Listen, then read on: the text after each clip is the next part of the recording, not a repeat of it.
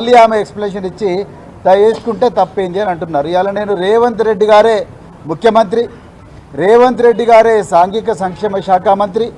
నేను ఇవాళ రేవంత్ రెడ్డి గారిని సూటిగా ఒకటే ప్రశ్న అడుగుతున్నా. అయ్యా, మీ టాయిలెట్ మీరే కడుక్కుంటున్నారా? మీ ఇళ్లల్లో మీ టాయిలెట్ మీరే కడుక్కుంటున్నారా? మీ పిల్లలు పోయే బడులల్లో పిల్లలు వాళ్ళ టాయిలెట్ వాళ్ళే కడుగుతూ ఉన్నారా? మీ మంత్రులు వాళ్ళ టాయిలెట్లు వాళ్ళే కడుక్కుంటున్నారా? కడుక్కుంటే తప్పేందని మీ అధికారం అంటున్నారు. మరి కడుక్కోవాలి కదా. నేను మొన్న కూడా స్టేట్మెంట్ ఇచ్చిన, రేవంత్ రెడ్డి గారు మీరు ఆదేశాలు ఇచ్చినందుకే ఈ అధికారి చాలా నిర్భయంగా ఎస్సీ వర్గాల మీద వివక్ష చూపుతూ ఉన్నది. ఎవరి టాయిలెట్లు కడుక్కోవడానికి వ్యతిరేకం కాదు రేవంత్ రెడ్డి గారు. ఈ దేశం పుట్టక ముందు నుంచి, ఈ మానవాళి ఉన్నప్పటి నుంచి పేద వర్గాలు వాళ్ళ టాయిలెట్లు వాళ్ళే కడుక్కుంటున్నారు. వాళ్ళ టాయిలెట్లే కాదు, సమాజం టాయిలెట్లు అంతా కూడా ఈ దేశంలో వాళ్ళే కడుగుతున్నారు. మీకు తెలియకపోతే తెలుసుకోండి చరిత్ర.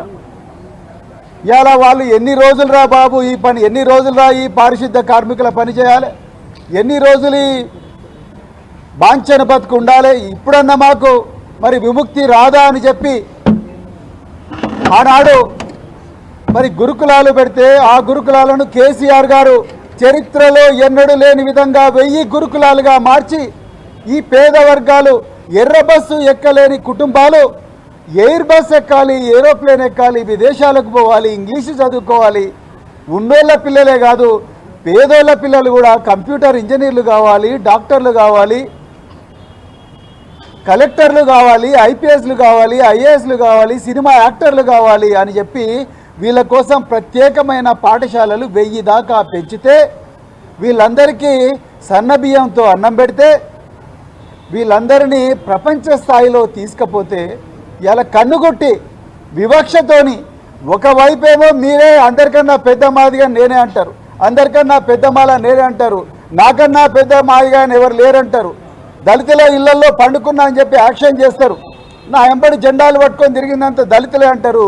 మళ్ళా ఇంకోవైపు నోటితో నవ్వి నొసటితో వెక్కరించినట్టుగా మీరు ఇలా మీ అధికారితోని ఇలా మీరు నిర్భయంగా నిస్సిగ్గుగా చాలా అవమానకరమైన స్టేట్మెంట్లు ఇప్పిస్తున్నారు. నేను ఒక్కటే ప్రశ్న అడుగుతున్నా, మీ టాయిలెట్ మీరు కడుక్కున్నారా? ఇవాళ మీ మంత్రులు కడుక్కున్నారా? మీ ఐఏఎస్ ఆఫీసర్లు కడుక్కున్నారా? మీ పిల్లలు పోయే బడులలో వాళ్ళ టాయిలెట్లు వాళ్ళే కడుక్కుంటున్నారా? అన్ని ప్రయోగాలు మా పిల్లల మీదనే ఎందుకు చేస్తున్నారు? ఈ పేద పిల్లల మీదనే ఎందుకు చేస్తున్నారు? మీరు తీయండి, రాష్ట్రం అంతా ఒక జీవో తీయండి, ఎక్కడ ఎవరి టాయిలెట్ వాడే కడుక్కోవాలి, ఏ ఆఫీస్లో కూడా ఎవరి టాయిలెట్ వాడే కడుక్కోవాలి, హౌస్ కీపింగ్ సర్వీసెస్ బంద్, ఇవన్నీ కూడా బంద్ అని చెప్పి ఒక ఆర్డర్ తీయండి. నువ్వు కూడా మరి చీపురు కట్ట పట్టుకొని బకెట్ పట్టుకొని ఈ టాయిలెట్ కడుక్కో రేవంత్ రెడ్డి, మీ అధికారులతో కడిగించు, ఆ ఫోటోలు మీడియాతో షేర్ చేయి. నువ్వు ముందు మీ ఇంట్లో సంస్కరణలు స్టార్ట్ చేసి అప్పుడు మా పేదల ఇళ్ళకి రా. గత 2-3 వేల సంవత్సరాల నుంచి ఇదే పని చేస్తున్న పిల్లలను కేసీఆర్ గారు డాక్టర్లు, ఇంజనీర్లు, కలెక్టర్లు, పైలట్లు చేయాలని చూస్తే, ఆర్మీ ఆఫీసర్లు చేస్తే మళ్ళీ మీరు ఇవాళ వాళ్ళని టాయిలెట్లు కడగమంటున్నారు. ఇందుకోసమేనా నీకు ఓట్లేసింది? 1 కాదు 2 కాదు 2 సంవత్సరాల నుంచి ఈ ఎస్సీ గురుకులాలను గోస ఉంచుకుంటున్నారు. ఎందుకయ్యా రేవంత్ రెడ్డి నీకు ఎస్సీలు అంటే అంత కక్ష? ఏ గురుకులాలు కూడా ఇంత గందరగోళం జరుగుతలేదు. పొద్దున్న లేచినప్పటి నుంచి వాళ్ళ తల్లిదండ్రులందరూ కూడా కూలి చేసుకునేటోళ్ళు, వీళ్ళందరూ కూలి పనులు అయ్యేటోళ్ళు, వాచ్మెన్ పనులు చేసుకునేటోళ్ళు, సెక్యూరిటీ గార్డ్ పని చేసుకునేటోళ్ళు, క్యాబ్లలో డ్రైవర్ పని చేసుకునేటోళ్ళు. వీళ్ళు వాళ్ళని వదిలిపెట్టుకొని స్కూళ్ళ చుట్టూ, ఆఫీసుల చుట్టూ తిరుగుతున్నారు. ఎందుకు ఈ అధికారి మీ అలుగు వర్షిని గారికి వీళ్ళంటే అంత కోపం అండి? సంక్షేమ భవనము, అది సంక్షేమ భవనమా లేకపోతే ఆర్మీ హెడ్ క్వార్టరా?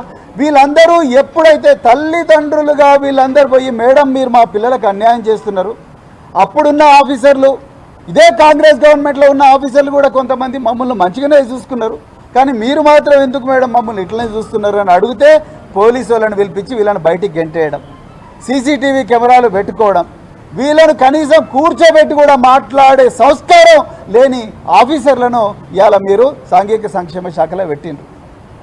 ఎందుకయ్యా రేవంత్ రెడ్డి నీకు అంత కోపం ఈ ఎస్సీలంటే? అంటే మాటలకు మాత్రం అసెంబ్లీలో కమిటీ హాల్లో మస్తు మాటలు చెప్తారు, మహబూబ్నగర్ జిల్లాలో ఇంకో మాట చెప్తావు, ఇంకో జిల్లాలో ఇంకో మాట చెప్తావు. అంటే వీళ్ళు ఎవరు మాట్లాడలేరని వీళ్ళ మీద అన్ని ప్రయోగాలు చేద్దాం అనుకుంటున్నారా మీరు? ఎన్ని ఘోరాలు జరుగుతున్నాయి ఇవాళ గురుకుల పాఠశాల. ఒక్కసారి ఎప్పుడైనా చెప్పిందా? నిన్నటికి నిన్న దక్షిణ కొరియాలో అగసారా నందిని అనే అమ్మాయి భారతదేశానికి స్వర్ణ పథకం తీసుకొస్తే కనీసం ట్వీట్ చేయలేని పరిస్థితి. మేమందరం చేసిన తర్వాత రాత్రి 10:30కు మెలకు వచ్చి మీరు చేసిండు. కనీసం ఆ అమ్మాయికి ఒక పైసా ఇవ్వని పరిస్థితి.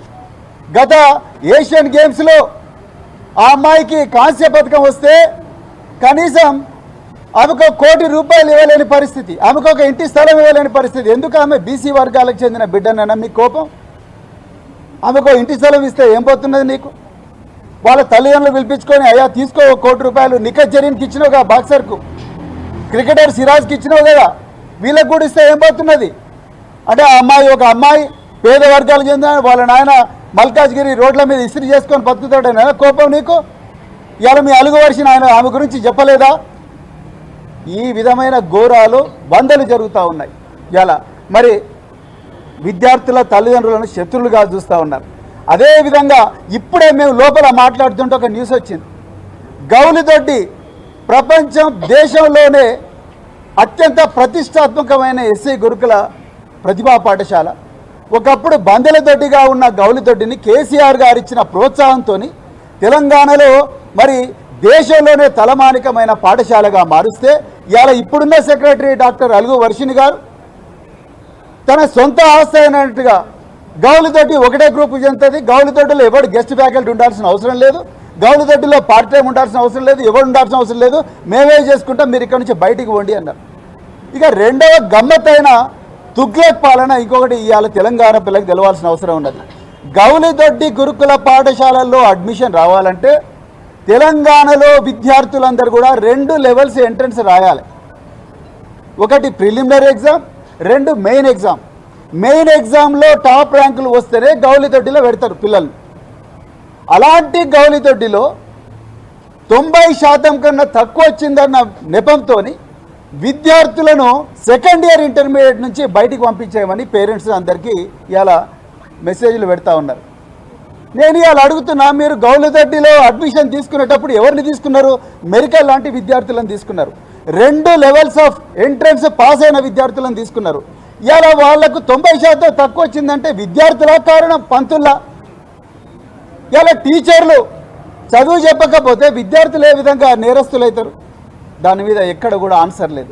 అడగడానికి పోయిన పేరెంట్స్ను పోలీసు వాళ్ళు పెట్టి గెంటేస్తున్నారు, వాళ్ళ మీద పోలీసులు కేసు పెడుతున్నారు. గతంలో BRS party working president KTR గారు ఇచ్చిన ఆదేశాల మేరకు మేము గురుకుల బాట అని చెప్పి కార్యక్రమం పెడితే మా అందరి మీద కూడా కేసులు పెట్టించిండ్రు ఈ అధికారులు. మమ్మల్ని గురుకులాల్లోకి పోనివ్వలేదు. అంటే మీ ఏదైతే అవినీతి, మీ అక్రమాలు, మీ దౌర్జన్యాలు, మీ దోపిడీ, మీ వివక్ష బయటపడుతుందని చెప్పి ఆ రోజు మమ్మలను గురుకులాల లోపలికి రానివ్వలేదు. ఇగో ఇవాళ మీరు చేస్తున్న కార్యక్రమం ఇది. ఇక మూడవది, ఇవాళ మీ డాక్టర్ అలుగు వర్షిణి గారు, రేవంత్ రెడ్డి గారి మరి ఆఫీసర్ ఏమంటా ఉన్నారు? ఈ పిల్లలు పాష్ సొసైటీ నుంచి రాలేదు, అంటే సంపన్న వర్గాలు బతికే సమాజం నుంచి రాలేదు, వీళ్ళు టేబుల్ మీద కూర్చొని వీళ్ళకి అన్నం రాదు, ఎందుకు రావాలి, వీళ్ళ చపాతీలు వీళ్ళే చేసుకోవాలి కిచెన్లు అంటున్నారు. ఎక్కడ రాసున్నదండి ఇది? సంపన్న వర్గాలు ఉన్న వాళ్ళకే టేబుల్ మీద కూర్చునే అవకాశం ఉన్నది, పేద వర్గాలకు, అణిచివేయబడ్డ వర్గాలకి అవకాశం లేదని ఎక్కడ రాసున్నది? ఇదేనా మీ రాహుల్ గాంధీ రాజ్యాంగం పెట్టుకొని రోజు చెప్తున్నది? ఇదేనా ఆర్టికల్ 14 చెప్తున్నది? ఇదేనా ఆర్టికల్ 16 చెప్తున్నది? ఇదేనా ఆర్టికల్ 17 చెప్తున్నది అని ఇవాళ నేను రేవంత్ రెడ్డిని అడుగుతా ఉన్నా. ఎవరు చెప్పిండ్రండి?